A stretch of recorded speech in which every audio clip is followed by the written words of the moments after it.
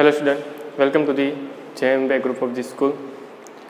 હું હિમાંશુ સરદારા સર તમારા સાયન્સ વિશેની વાત કરવા. ધોરણ 9 આપણે પહેલા ભાગની અંદર ઓલરેડી જોઈ ચૂક્યા છીએ. આપણી આસપાસના દ્રવ્ય વિશે વાત કરતાં દ્રવ્યની વાત કરી હતી, જેમાં અલગ અલગ દ્રવ્યની અવસ્થાઓની પણ આપણે વાત કરી, દ્રવ્યની લાક્ષણિકતાઓની વાત કરી.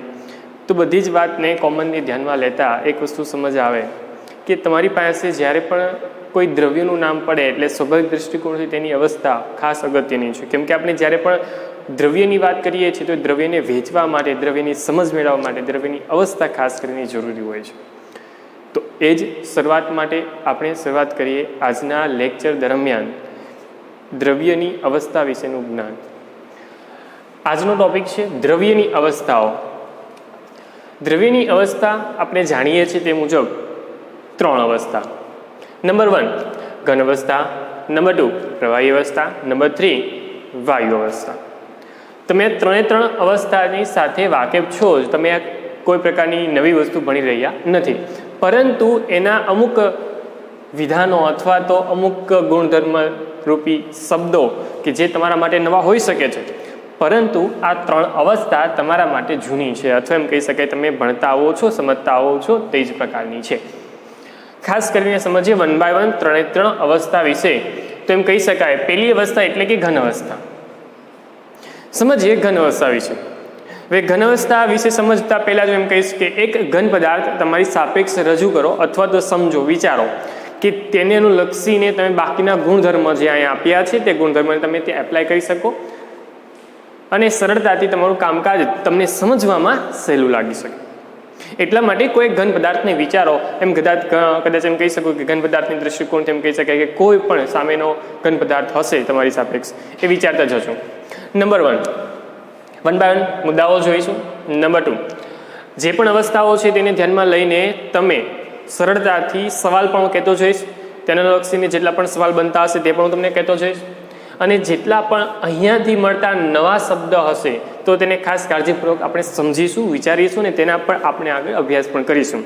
પરંતુ ગભરાવાની કોઈ બિલકુલ જરૂર નથી. ઘન અવસ્થાના વાત કરી દઉં, પ્રવાહી અવસ્થાની વાત કહી દઉં કે પછી વાયુ અવસ્થાની વાત કહી દઉં, 3નો અલગ અલગ ગુણધર્મ રૂપી સવાલ તમને પૂછાય છે તો 3 સવાલ અહીંયા બહુ જ અગત્યના થઈ જાય છે.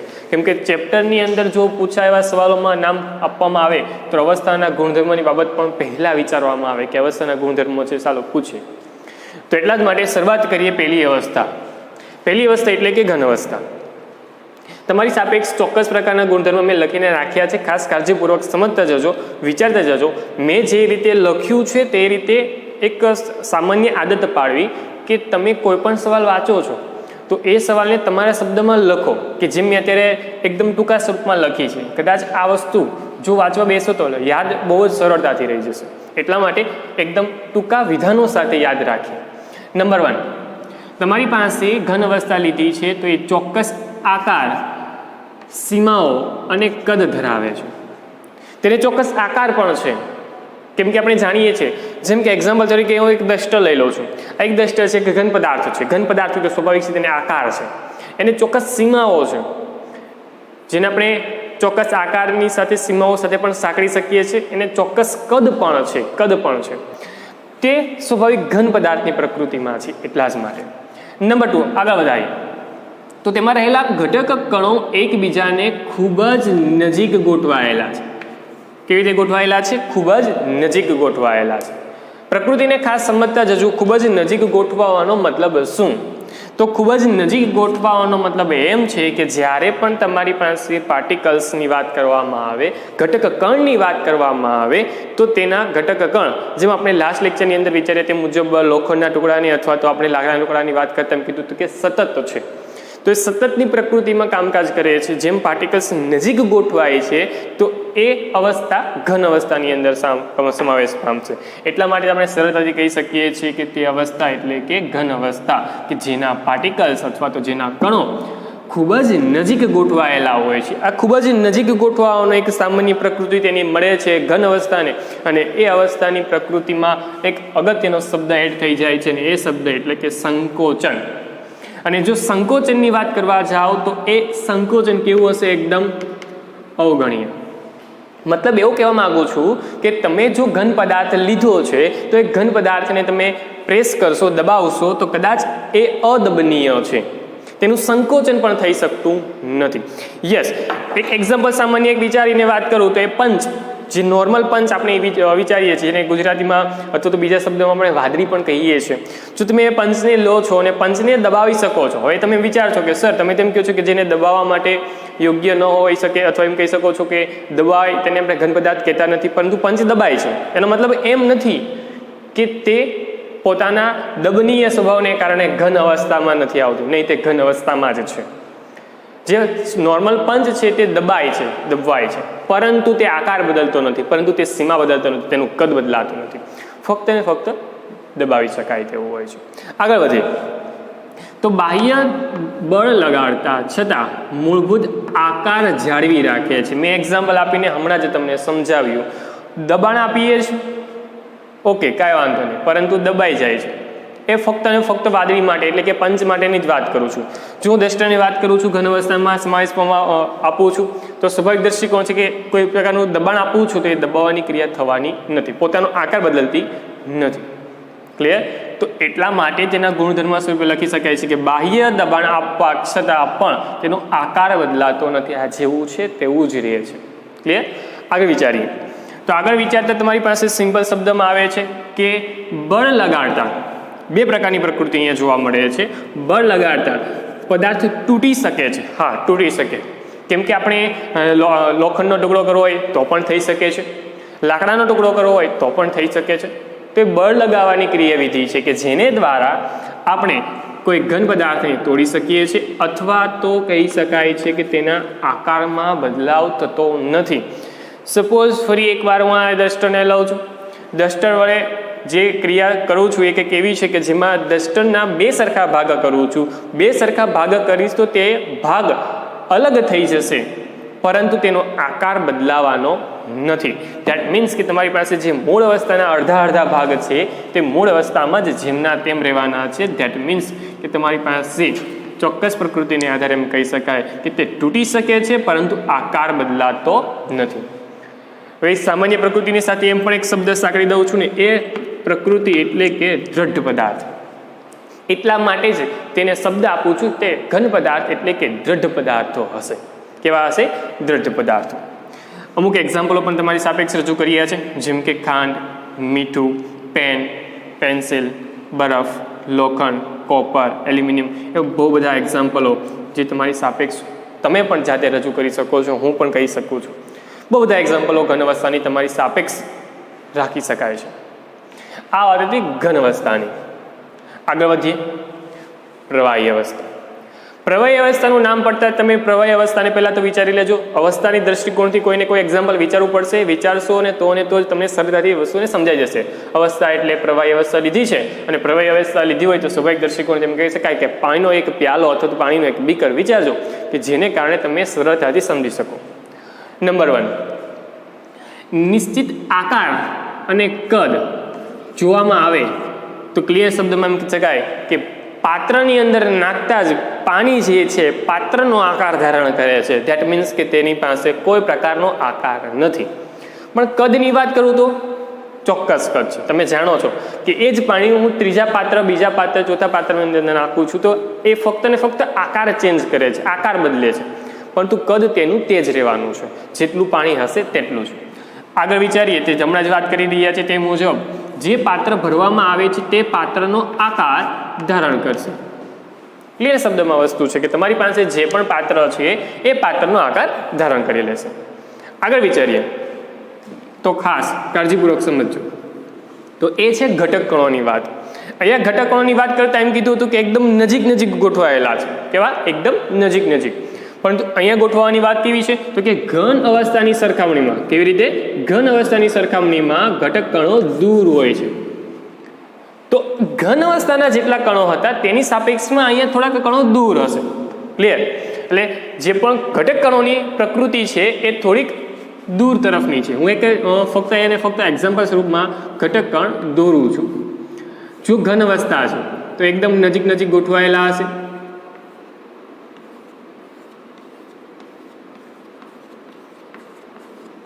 ઓકે, તો આ ઘન અવસ્થા તૈયાર થાય.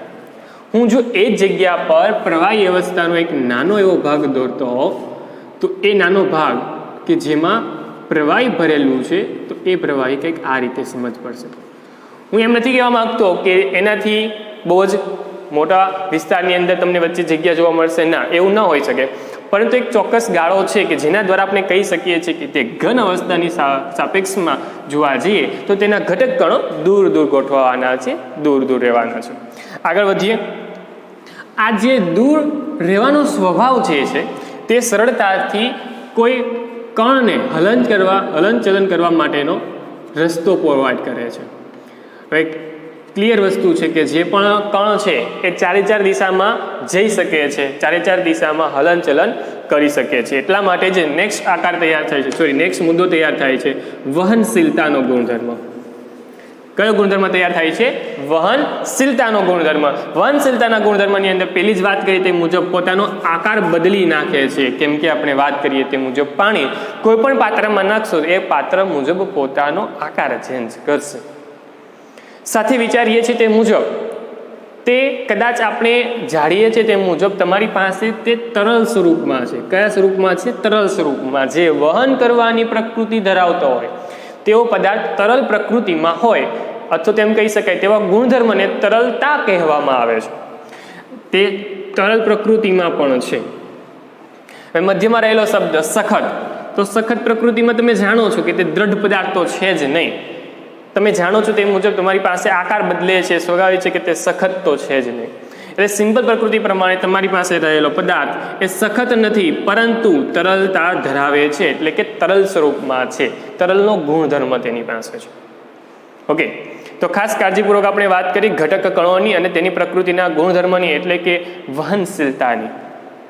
નેક્સ્ટ આગળ વધીએ તો ઘટક કણો વચ્ચેનું આંતર આણ્વીય બળ એકબીજાને જકડી રાખવાનું કામકાજ કરે છે, પરંતુ આ જે બળ જે છે જે હું ઘન અવસ્થામાં પણ વિચારી શકું છું, એ ઘન અવસ્થામાં લાગતું બળ હોય કે પછી પ્રવાહીમાં હોય કે પછી વાયુમાં હોય, જ્યારે પણ તમે આંતર આણ્વીય બળની વાત કરશો તો આંતર આણ્વીય બળ સામાન્ય રીતે ઘન અવસ્થામાં એકદમ વધુ હશે, પ્રવાહી અવસ્થામાં થોડું ઓછું છે કે જેને કારણે એ મોલેક્યુલ્સ એકબીજાની નજીક નથી રહી શકતા, અને વાયુ અવસ્થામાં એકદમ અગણ્ય છે. મતલબ એમ કહી શકાય કે એકદમ ઓછું છે, કે જેની સાપેક્ષમાં તે એના ગુણધર્મો કંઈક અલગ રીતે વર્તે છે. તો આ આંતર આણ્વીય આકર્ષણ બળની વાત કરવામાં આવે, આંતર આણ્વીય બળની વાત કરવામાં આવે તો ખાસ કાળજીપૂર્વક કહી શકાય છે કે અહીંયા જે છે તે ઘન અવસ્થાની સાપેક્ષમાં થોડુંક ઓછું છે. એટલા માટે તે વધુ મજબૂતાઈથી જોડાઈ શકતા નથી કણો, અને વધુ મજબૂતાઈથી ન જોડાઈ શકતા હોવાને કારણે સિમ્પલ પ્રકૃતિ એવું કહે છે કે તે સામાન્ય રીતે તરલ સ્વરૂપમાં જાય છે, તરલ સ્વરૂપમાં જાય છે, કે જેને કારણે તેને તરલતાનો સ્વભાવ મળે છે. આગળ વિચારીએ તો તેના બહુ બધા એક્ઝામ્પલો પણ મળી શકે છે, જેમ કે પાણી, તેલ, દૂધ, રસ, ઠંડા પીણા હોય, કેરોસીન હોય, પેટ્રોલ, બહુ બધા એક્ઝામ્પલો તમે રાખી શકો છો, વિચારી શકો છો. આસપાસના કોઈ પણ દ્રવ્યો કે જે પ્રવાહી અવસ્થામાં ધરાવે છે કે જેનું લિસ્ટ તમે યોગ્ય રીતે બનાવી શકો છો. આ હતી પ્રવાહી અવસ્થાની વાત, જે યોગ્ય રીતે આપણે ઘન અવસ્થાની સાપેક્ષમાં રાખીને પ્રવાહી અવસ્થા વિશે વાત કરી. હવે વાત કરીએ ત્રીજી અવસ્થા, એટલે કે વાયુ અવસ્થા. વિદ્યાર્થી મિત્રો, તમે વાયુ અવસ્થા વિશે વાત કરતા પહેલા ક્લિયર શબ્દમાં વાત કરતા એમ જ સમજ પડી જાય કે તેની પાસે ચોક્કસ આકાર પણ નથી અને ચોક્કસ કદ પણ નથી. ના તો આકાર એની પાસે છે, ના તો કદ એની પાસે છે. તો સિમ્પલ છે કે તમારી પાસે જ્યારે વાયુ અવસ્થાનું નામ પડે છે તો એનો અહેસાસ આપણે આકારની દૃષ્ટિકોણથી ક્લિયર શબ્દમાં કહીએ તો કરી નથી શકતા. ના તો તેનું કદ છે કે જેને આપણે સમજ પાડી શકીએ કે અહીંયા એક વાયુ અવસ્થા છે. આપણે ફક્ત ને ફક્ત મહેસૂસ કરી શકીએ છીએ. હા, કોઈ કલર પ્રકૃતિની અંદર વાયુ હોય, મતલબમાં કોઈ વાયુને કલર છે પોતાનો, તો એ સ્વાભાવિક દૃષ્ટિકોણથી દેખાશે, નો ડાઉટ, પરંતુ બાકી તેને અહેસાસથી જ આપણે ઓળખી શકીએ છીએ. જેમ કે આગળના ગુણધર્મની વાત કરવા જાઓ તો સામાન્ય છે તેના ઘટક કણોની બાબત, અને ઘટક કણોની બાબત જોવા જતા હોય કહી શકાય છે કે પ્રવાહી અવસ્થા અને વાયુ અવસ્થાની સરખામણીમાં તેના ઘટક કણો સામાન્ય રીતે એકદમ દૂર દૂર રહેલા હોય છે. અહીંયા જેમ વાત કરી એકદમ નજીક હતા, અહીંયા જે વાત કરી તેમાં તે પ્રકૃતિમાં થોડીક જગ્યા રાખે, પરંતુ જ્યારે હું વાયુ અવસ્થાની વાત કરું ને તો અહીંયા રહેલા ઘટક કણો એકદમ દૂર દૂર હશે, એકદમ દૂર દૂર. કે જેને કારણે વચ્ચે મળતો આ અવકાશ જે વધી જાય છે અને એ અવકાશની દ્રષ્ટિકોણ જે છે એ અવકાશ વધી જવાને કારણે હલનચલનની જે ક્રિયા છે તે સરળતાથી કરી શકે છે. જે વાત કરી તે મુજબ આમાં તો જેમ પાત્રમાં નાખી તેમ પાત્રનો આકાર ધારણ કરે છે, તો અહીંયા તો સ્વાભાવિક છે કે જગ્યા પણ વધુ છે, તો એ પાત્રમાં અંદર જશે કે તેની કારણે જ તેનું પાત્રનો આકાર વાયુ અવસ્થા ધારણ કરી લેવાની છે. એટલે નેક્સ્ટ મુદ્દો પણ આપણો એ જ છે કે જે પાત્રમાં ભરવામાં આવે છે તેનો આકાર ધારણ કરે છે. ક્લિયર? તે વસ્તુ પણ યોગ્ય રીતે આપણે સમજી શકાય. પરંતુ અહીંયા જે ભાગ મળે છે તે અવકાશીય ભાગ વધુ છે, એટલે હલનચલનની જે ક્રિયાવિધિ અહીંયા થતી હતી તેનાથી વધુ હલનચલનની ક્રિયાવિધિ અહીંયા સરળતાથી થઈ શકે છે. એટલા માટેનો નેક્સ્ટ મુદ્દો એમ કહી શકાય કે દ્રવ્ય કણોની ઝડપ એ બાકી બંનેની સાપેક્ષમાં વધુ છે. એટલા માટે મુદ્દો કઈ રીતે મેં લખ્યો છે કે દ્રવ્ય કણોની ઝડપી ગતિ અને વચ્ચેનો વધુને વધુ ખાલી અવકાશને કારણે વાયુઓનું અન્ય વાયુઓની ખૂબ જ ઝડપી બન્યું છે. વાયુઓમાં ખૂબ જ ઝડપી બન્યું છે. શું? તો કે પ્રસરણ. શું? પ્રસરણ. હવે પહેલા શબ્દ પ્રસરણ આવ્યો છે, એટલે પ્રસરણ શું છે પહેલા એ તકલીફ હોઈ શકે છે, પ્રસરણની બાબત સમજવાની યોગ્ય છે. તો પ્રસરણ એટલે શું એ વસ્તુ ક્લિયર કરી.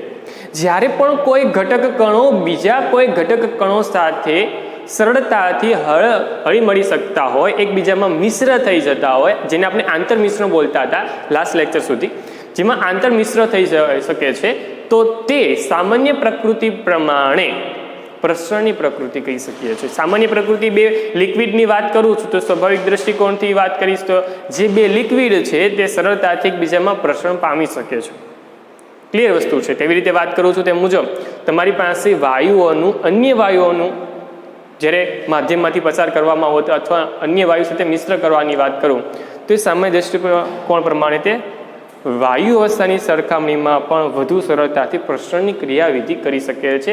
વહનશીલતા જેમાં અહીંયા ગુણધર્મ હતો એ પ્રવાહીનો હતો, જે આપણે તરલતા સ્વરૂપમાં યોગ્ય યુઝ કર્યો, તો અહીંયા વાયુ માટે એક શબ્દ યુઝ થાય છે તે છે પ્રસરણ.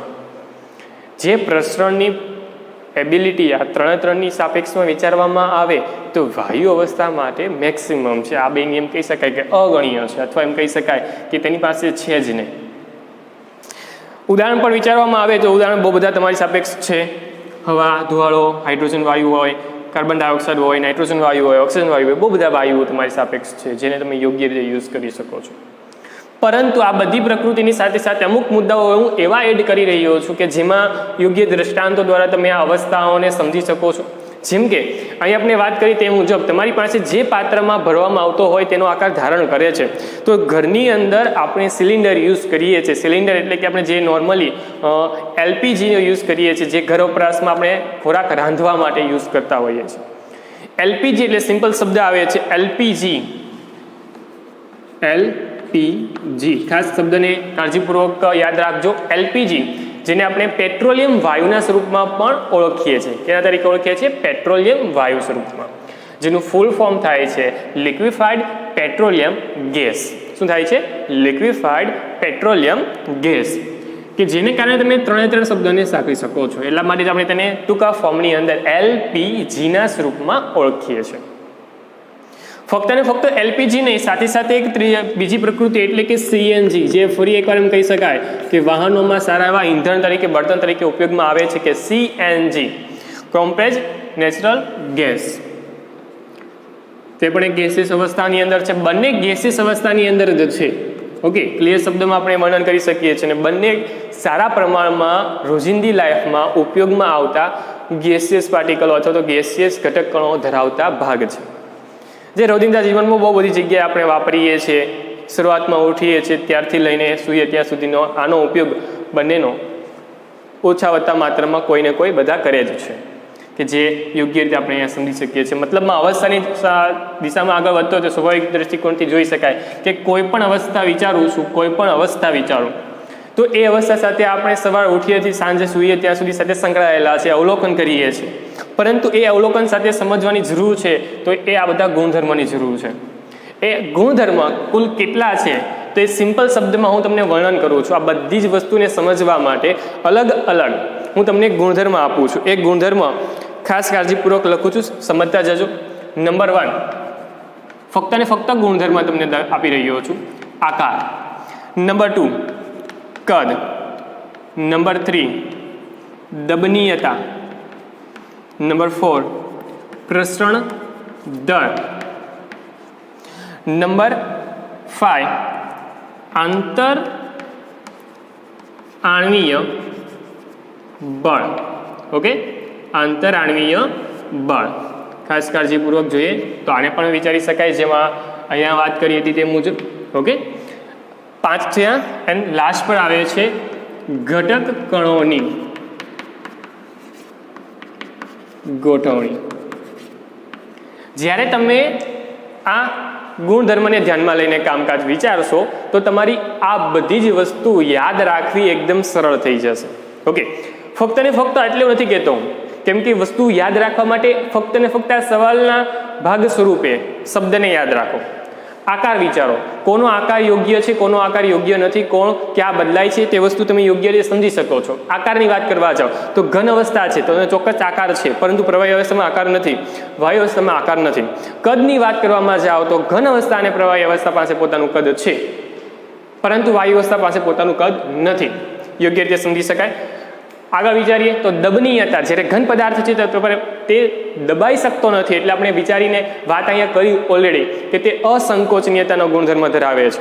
ઓકે, પરંતુ પ્રવાહી અવસ્થામાં પણ એ વસ્તુ જોવા મળે છે કે દબનીયતા ઓછી છે, પરંતુ વાયુ અવસ્થામાં જ્યારે દબનીયતા વધુ છે, કેમ કે તે સરળતાથી દબાઈ જાય છે. અને જ્યારે એલપીજી અને સીએનજીની વાત કરી તો એ સામાન્ય રીતે દબાણપૂર્વક તેને ભરવામાં આવે છે. જે સિલિન્ડર યુઝ કરીએ છીએ તો એ સિલિન્ડર બહુ નાનો છે, પરંતુ તેમાં બહુ બધો ગેસ યુઝ કરી શકાય તેની માત્રામાં ભરેલો છે. તો એ ફક્ત ને ફક્ત દબનીયતાના ગુણધર્મને કારણે પોસિબલ બનેલ છે. આગળ વિચારીએ તો પ્રસરણ દરની વાત થાય તો પ્રસરણ દરની વસ્તુમાં આ બંને તો 0 છે, મતલબ મેં પ્રસરણ કરી શકવાના છે નહીં, પરંતુ યસ, વાયુ અવસ્થા સારામાં સારું પ્રસરણ દર્શાવી શકે છે. આગળ વધીએ, આંતર આણ્વીય બળ. આંતર આણ્વીય બળ સમજાવવા માટે ફરી એકવાર પ્રકૃતિ દર્શાવીશ. આંતર આણ્વીય દળ દર્શાવવા માટે શું કરી રહ્યો છું તો કે સમજો, તમારી પાસે એકદમ નજીક છે. નજીક ક્યારે હોઈ શકે અણુ? તો કે નજીક અણુ ત્યારે જ હશે જ્યારે તમારું બળ વધુ હોય. તો અહીંયા તમારી પાસે ઘન અવસ્થા છે, ઘન અવસ્થામાં અણુ નજીક છે, તો નજીક હોવાનું એક નાનું કારણ છે કે આંતર આણ્વીય બળ જે છે તે મેક્સિમમ હોવું જોઈએ, ખૂબ જ વધુ હોવું જોઈએ. આગળ વિચારું, પ્રવાહી અવસ્થા હતી તો વચ્ચે જે જગ્યા છે તેનું ફક્ત ને ફક્ત એક જ કારણ છે કે તે આંતર આણ્વીય જે બળ છે એ ઘન અવસ્થાની સાપેક્ષમાં ઓછું છે. વાયુ અવસ્થા એકદમ ઓછું, કેમ કે અહીંયા ફરી એકવાર અવકાશ વધી જાય છે, અને અવકાશ વધવાને કારણે આપણે વાત કરી તે મુજબ સરળતાથી જે બળ છે તે એકદમ ઓછા સ્વરૂપમાં લાગતું હશે, એકદમ ઓછું લાગતું હશે.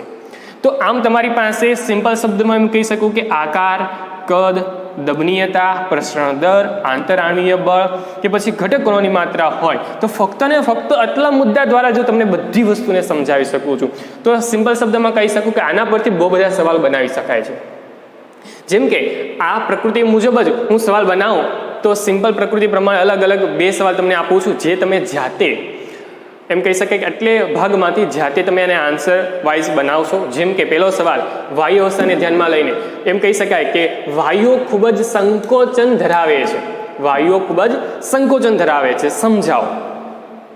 બીજો સવાલ, તમારી પાસે ઘન, પ્રવાહી અને વાયુ અવસ્થાને ત્રણેયને સાંકળીને એક બનાવો. તેમ કહી શકાય કે ઘન અવસ્થા, પ્રવાહી અવસ્થા અને વાયુ અવસ્થા એમ ત્રણેય કણોની ગતિને સમજાવો. ફરી એકવાર બોલું છું, ઘન અવસ્થા, પ્રવાહી અવસ્થા અને વાયુ અવસ્થાના ત્રણેય અવસ્થા આપણે લઈ લીધી. ઓકે, ત્રણેય અવસ્થાની કણોની ગતિને સમજાવો.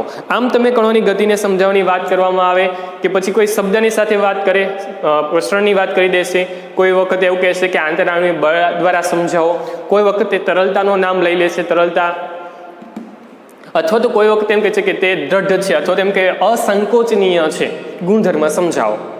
તો એ બધી વસ્તુ ફક્ત ને ફક્ત આટલા ભાગમાંથી જ તૈયાર થાય છે.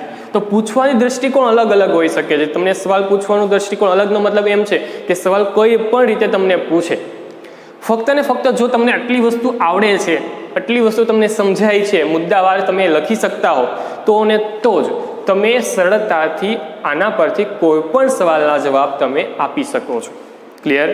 તો આમ તમારી પાસે આજના સેશન દરમિયાન જોવા મળતી બાબતો એટલે કે ઘન અવસ્થા, પ્રવાહી અવસ્થા અને વાયુ અવસ્થા, જે કાળજીપૂર્વક તમે ખાસ આ શબ્દને સાથે સાંકળજો.